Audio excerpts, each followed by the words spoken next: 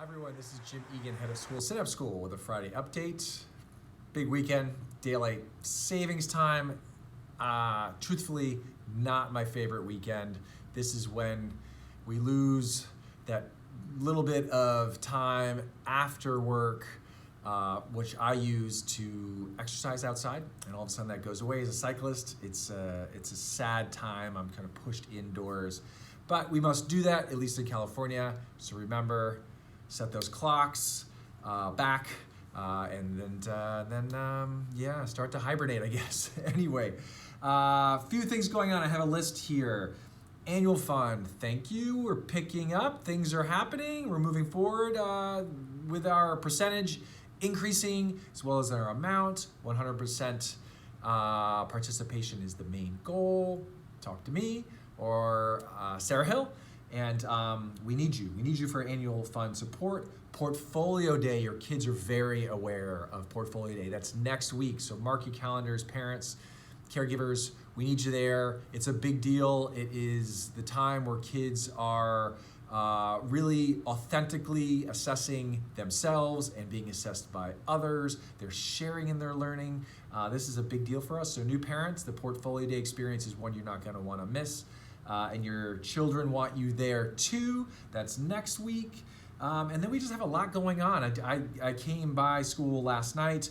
There was a drill session in the Makerspace, or formerly known as the Makerspace, the Engineering and Design Center, with the team over there. Parents were going through the motions of what kids go through, which was really cool. And then there was a jam session for the constructivists, that parent teacher band that was going on. And then I was coming back from an event at Stanford, part of the Accelerator for Learning over at Stanford.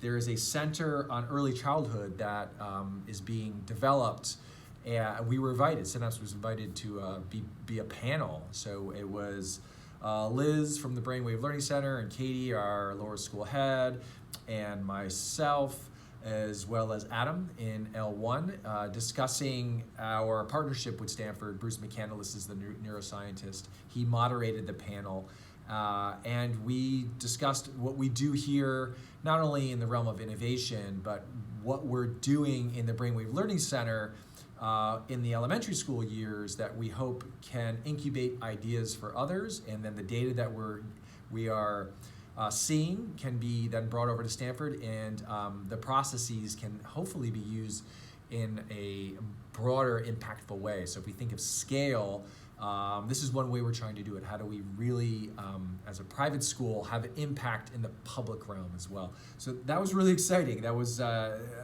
just a marker of success to be invited to that space over there again, and there's a lot happening. So as you prepare for Portfolio Day with your kids, there's a few things I do want to talk about here that I've just been thinking about. I was just talking to Dana Story about prepping for this short film, and discussed this concept of what if, right? What makes Synapse different? I was asked to answer some questions, part of an interview for a magazine, local magazine, and they asked me, what is special about Synapse? And Dana was saying this. Dana and I were talking about this. What is special about Synapse?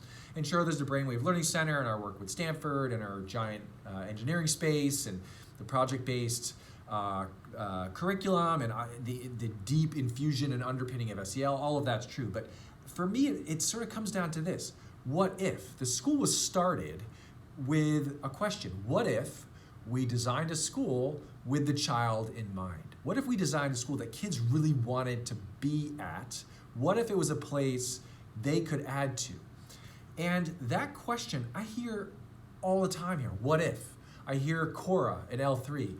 What if we did this thing in this way? I hear Eben in the middle school. What if we thought of math problem when he was a math teacher, or humanities lesson or project in this way?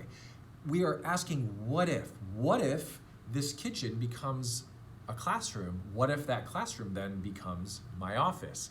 What if these buildings that were warehouses and call centers become a school? That, I think, is the real special sauce. everything is seen through that lens of what if. And a what if question doesn't have a right or wrong answer.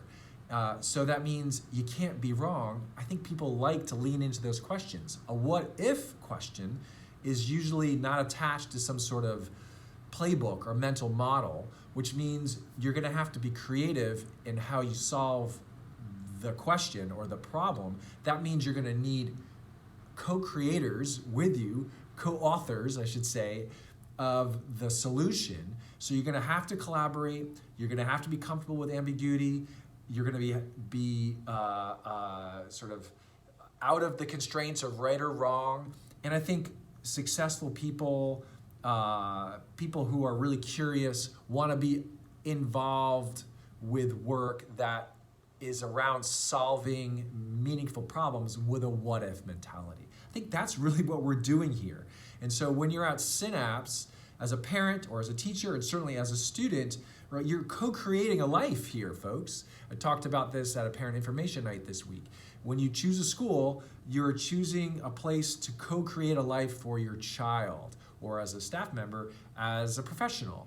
And we have compassionate, open, authentic, vulnerable individuals that are willing to co-create in creative, dynamic ways that I think just creates a really special school. A place where you have the permission to feel, permission to fail, and we're gonna work with kids and adults here to be the best versions of themselves. So I was excited to share that today. I think that's really what drives Synapse and makes us unique. Sure, we've got this funky campus that is unlike anything you ever see, and we have visitors coming through now all the time. We had a school head tell me this today. We have a group from Japan coming on Monday.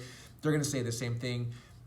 Yeah, that's true too, but it's the mentality that we have around asking novel questions and trying to solve important problems as a group co-creation of something really interesting. Okay, that's it. Have a good weekend. Sorry about daylight savings time. Or maybe you're happy about it. If you're like me, you're a little bit reticent to change those clocks. See you next week.